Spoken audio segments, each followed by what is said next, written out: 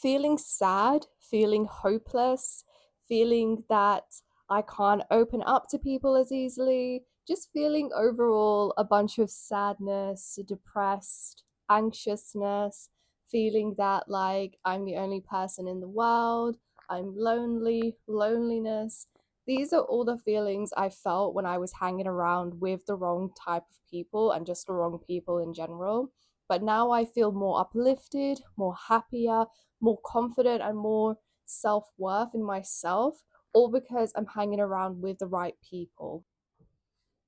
Hi, my name is Dina, and I am a YouTuber here on YouTube. And also, I do a lot of TikToks videos as well. So, I'll link my TikTok and Instagram reels in the captions as well for you. Today, I wanted to do a YouTube video about some of the friendship lessons that I've had to learn the hard way so that you don't have to. And the reason why I wanted to do this is because friendship is such an important milestone in our life. So let's just get into them.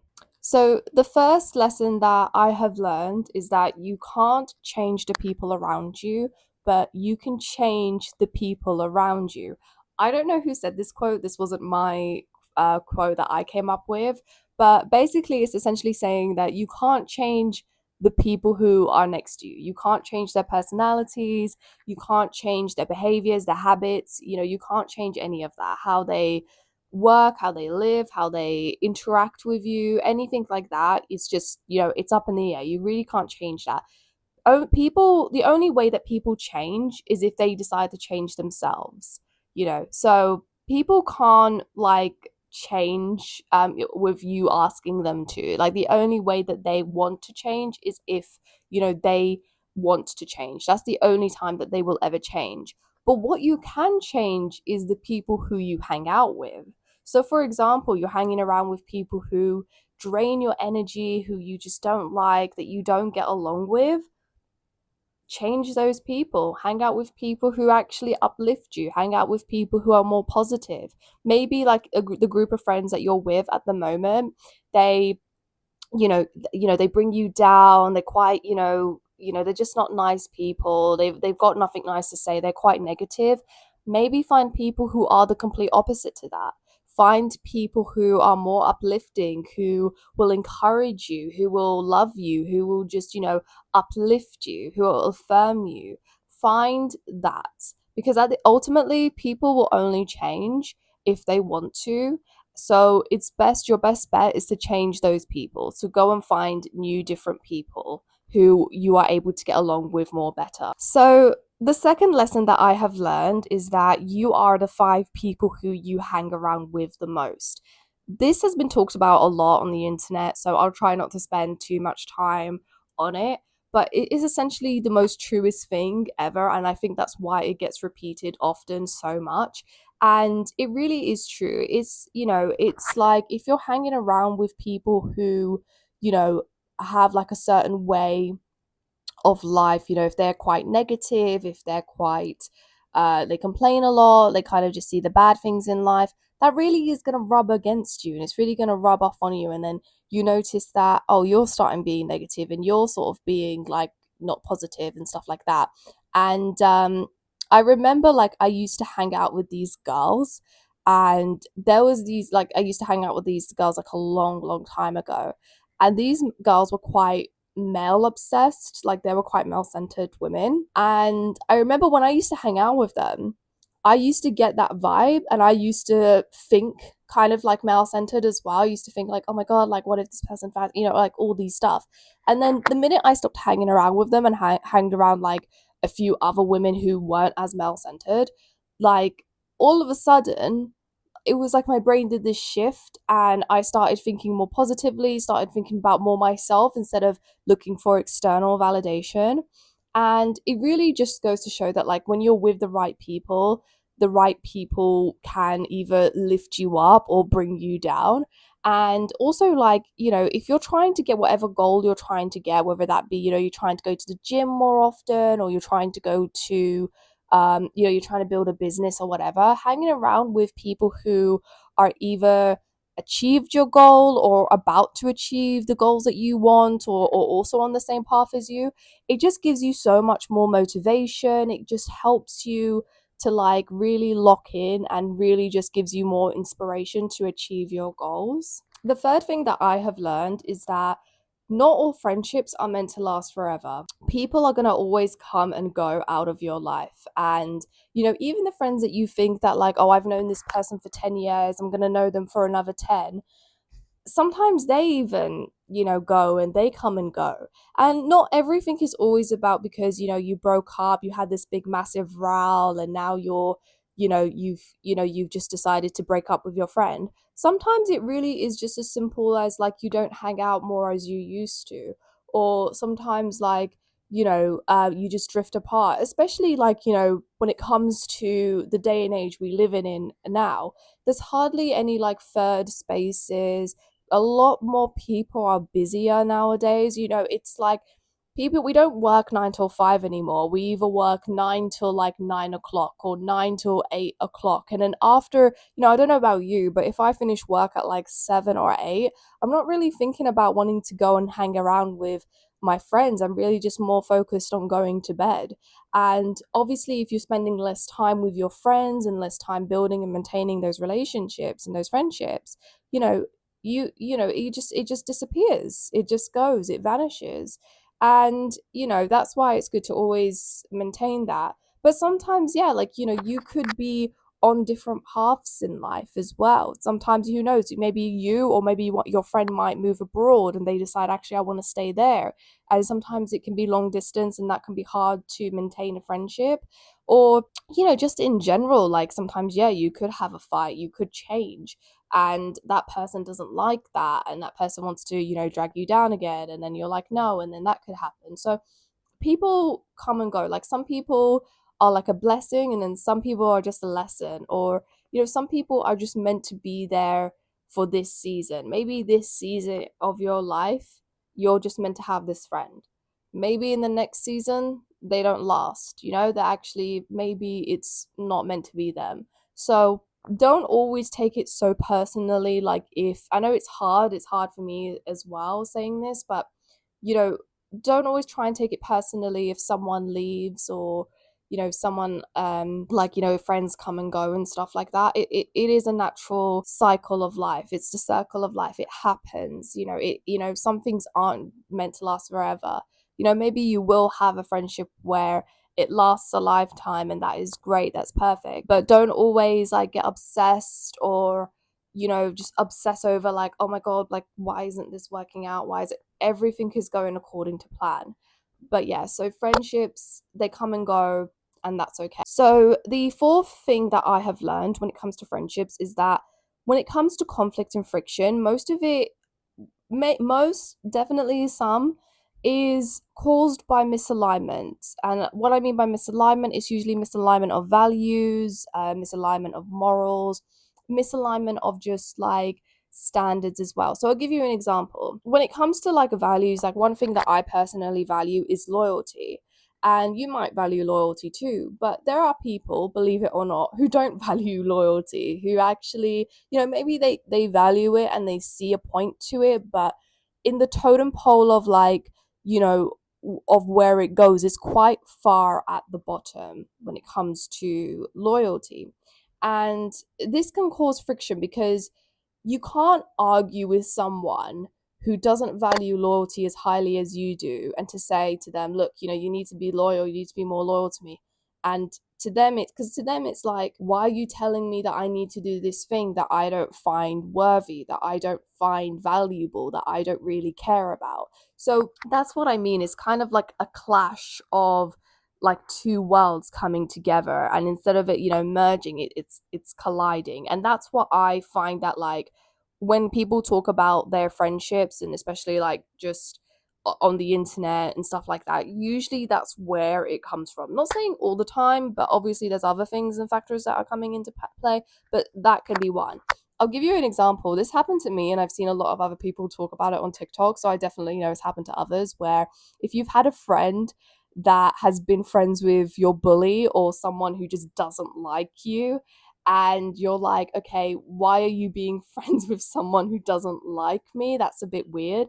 I'm the same. Like, I just find it so crazy. Like, it's cray cray to me, where if you have a friend that you love and you're like loyal to, is your best friend, or just like a friend in general that you hang around with and supposedly you like, and then you hang around with someone who doesn't like that friend, it's a bit weird. It's a bit of a weird sort of situation to find yourself in.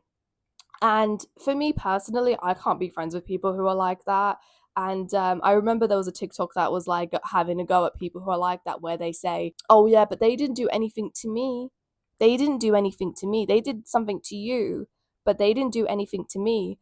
And if they're saying things like that, what that means is basically is that they think what they did to you is okay, because on some level they feel like you deserve it, that you deserve that kind of treatment. Because if they really were your friend, if they really definitely liked you and they saw it, they would recognize that actually that behavior isn't good, because that behavior made my friend sad, so I shouldn't be friends with that person. But again, there are people who don't value loyalty or don't see loyalty in that kind of way. They think, no, like I can be friends with whomever I want to be friends with and no one can tell me what to do or say. But sometimes I have noticed with those people, if the reverse happens, if you decide to be friends with someone who doesn't like them, all of a sudden it's like, oh my god, why are you friends with this person who doesn't like me? So it's kind of like a tit for tat.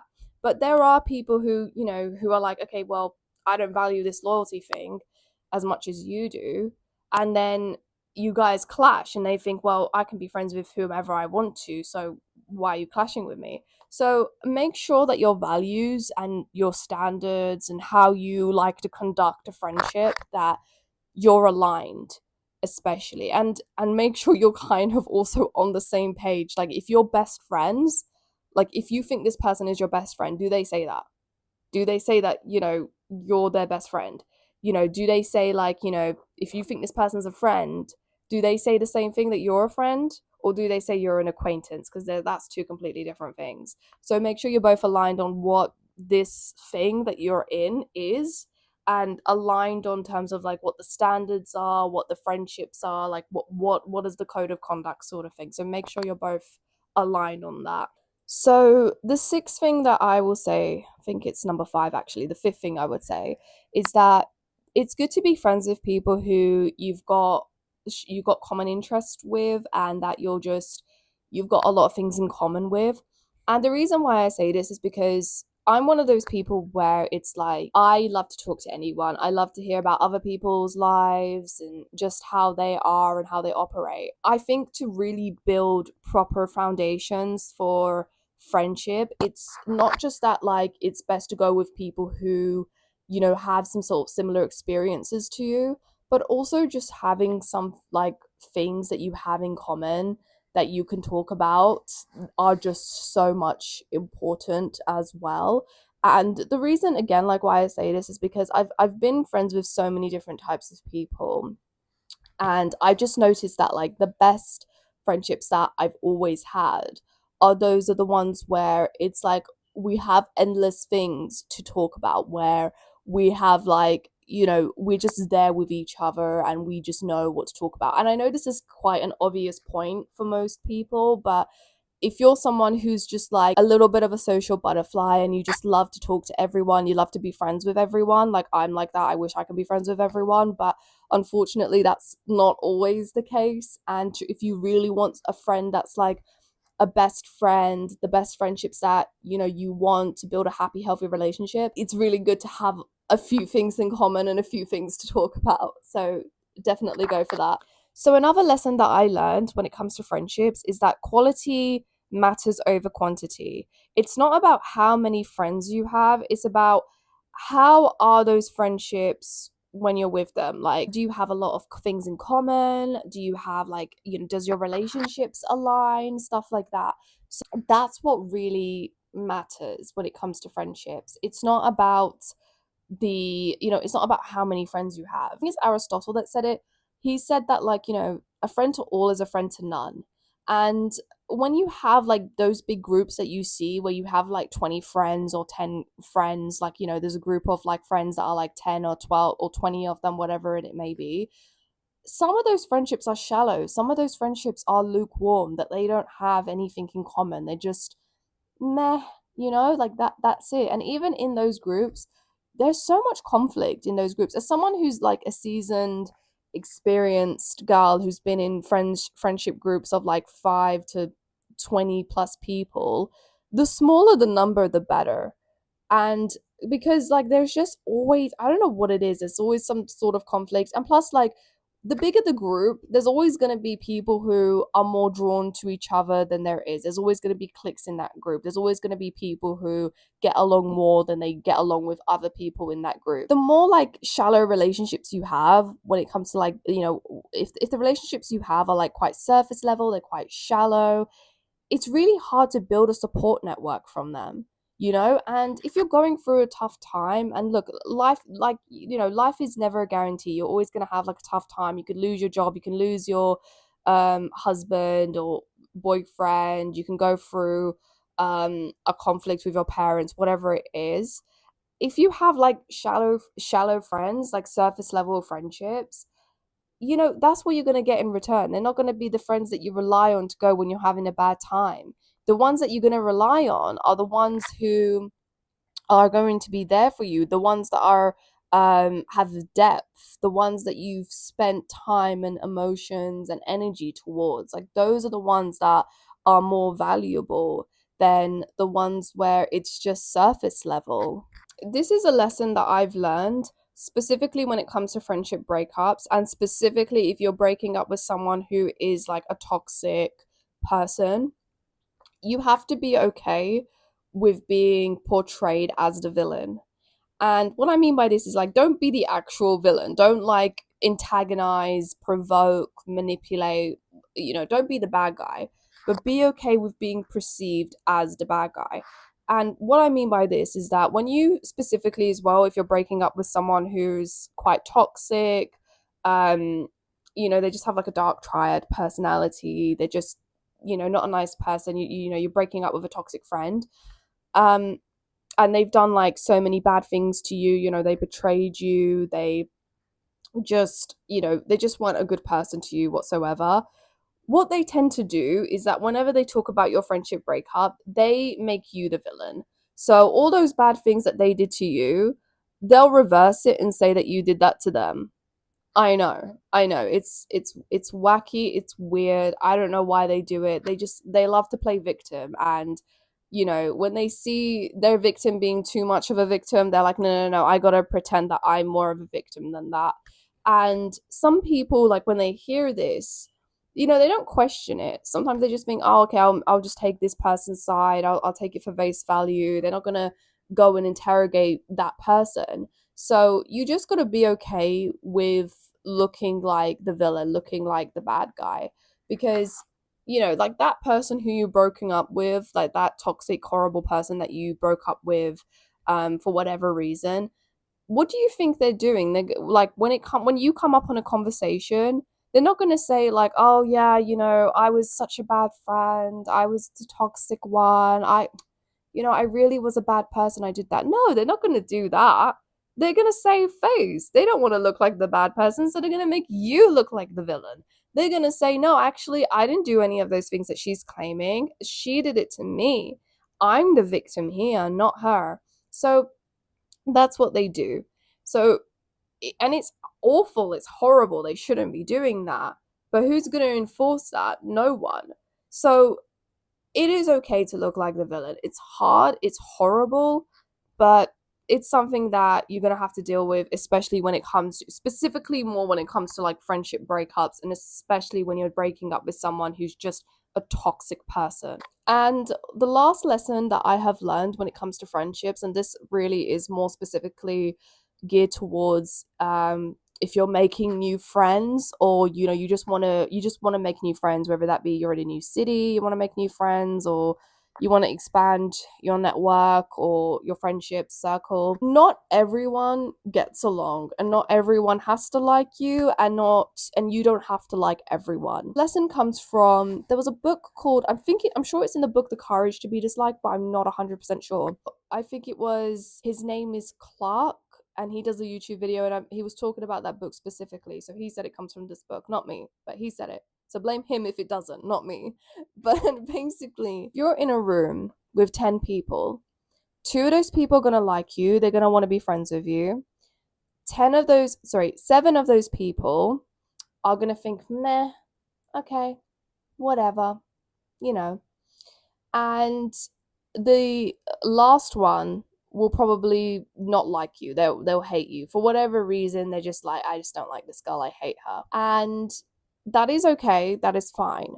The point of this argument and the scenario is that you're meant to go with the two people who like you. If you try and change yourself to get the other seven people to like you, you're going to lose out on two good friendships that you could have had. So focus more on the people who like you, who want to be with you, who do show interest in you. Those are the people who you're meant to be friends with, not the people who think that you're just meh. You know, you wouldn't want to be friends with someone who you think is just meh, you know? You want to be friends with people who you are like, "Oh no, I find this person interesting. I want to be friends with them."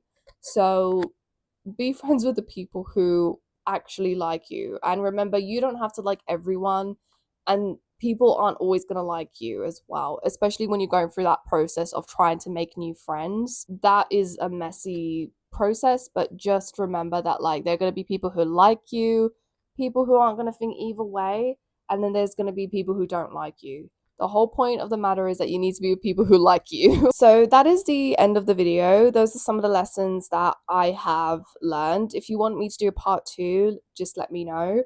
And also let me know what friendship lessons that you've learned, and which ones do you like of my lessons? Did you like my lessons? Did you not like my lessons? Let me know in the comments below.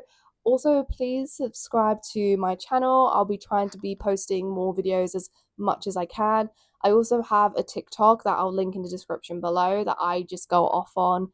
And I talk about topics like this, spirituality, self-development, and just overall, I'm your guide to this thing called life, basically. But thank you. I hope you have a very good day, and I hope you have a very good year, day, week, month, year, decade, century. But yeah,